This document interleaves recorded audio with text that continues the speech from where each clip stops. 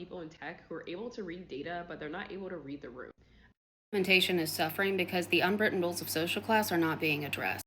These were issues that were already issues before AI ever came along, but AI is now automating these unwritten rules. There's the obvious of that there's an inherent class dynamic to a few people making billions, if not trillions, off of the labor of others while all of these other issues come up. Very obvious class dynamic there that has been provided no solution. There's also these unwritten rules that come up. This is from my past 10 years of research on the unwritten rules of work that the working class experience as they move up, and I have looked at how these impact people and organizations over the past 10 years. One of these that I see especially impacting AI is strategic compliance. Is that you can't disagree, bring up new ideas, you just have to be a yes person. A recent Stanford study found that AI is 49% more likely to do this than a human person. It is just automating what the user wants to hear, and this is resulting in lower ROI. An example given in Forbes last year was that global executive worked on a global rollout with only AI, and 65% of it failed because he had no other feedback involved. Nobody was allowed to speak up, or the AI just chose not to.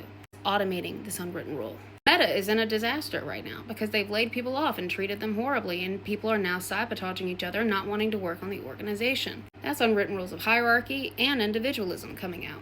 Also, a breach of trust, which is what the unwritten rule of compliance perpetrates. People can't speak up or bring up new ideas because there's no trust.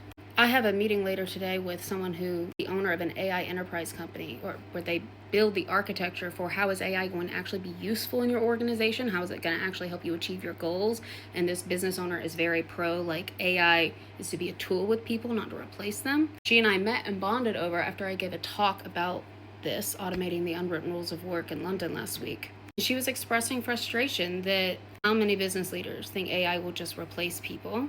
They don't look at long-term cost. And I was like, girl, I've been having this problem for 10 years because it's the same people who never looked at the long-term cost of treating people poorly that are now shocked at the cost of AI trying to replace humans. It is the same problem. If you approach very short-term thinking and don't look at the cost of your behavior, then AI is just showing you what has always been true.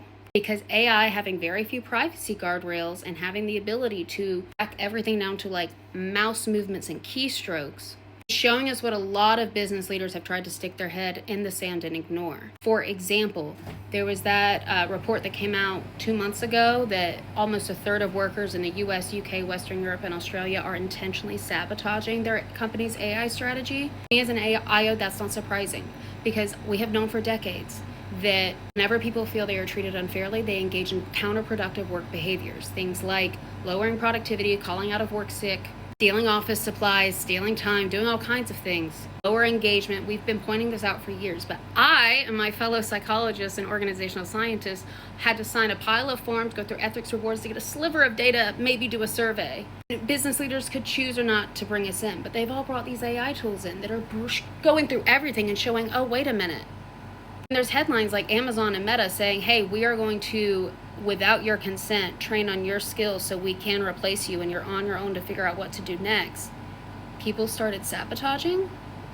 That's what happens when the world looks like this, when the business world looks like this, and there's no explanation on how the rest of the pyramid is going to be addressed. The only way to address this in your pyramid in your own organization, the top, to build the channels going two-way communication up and down. Actually, a recent study by Wellaba, I have a YouTube video on that two-way communication was the number one predictor of top performing S&P 500 firms because it's vital for business success, because people aren't sabotaging you and they actually know what they're doing and it aligns with strategy. Because if you don't have these things, it'll collapse. Like we see this over and over again in various forms through history, through business, through empire, everything.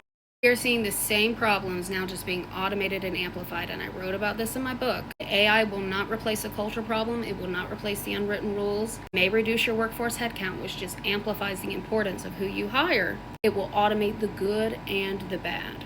Address the unwritten rules. Make sure your AI, like your people, are aligned with your strategy. Something I'm very good at is my workshops on making the strategy translation very clear to middle managers and directors. That's not popular right now because everybody wants to test AI, but you know what? We're seeing over and over again from the Gallup report, from the Deloitte global reports, etc., that AI implementation goes best when the managers make everything clear to the staff and convey that back up to the executives. You're not having the ROI you expected. It's time to look deeper. your usage numbers, the fancy new tools. We have to have the basics. As I was told by a tango instructor once, the best dancers do not know the fanciest moves. They practice the basics over and over and over again. The same is true for leadership.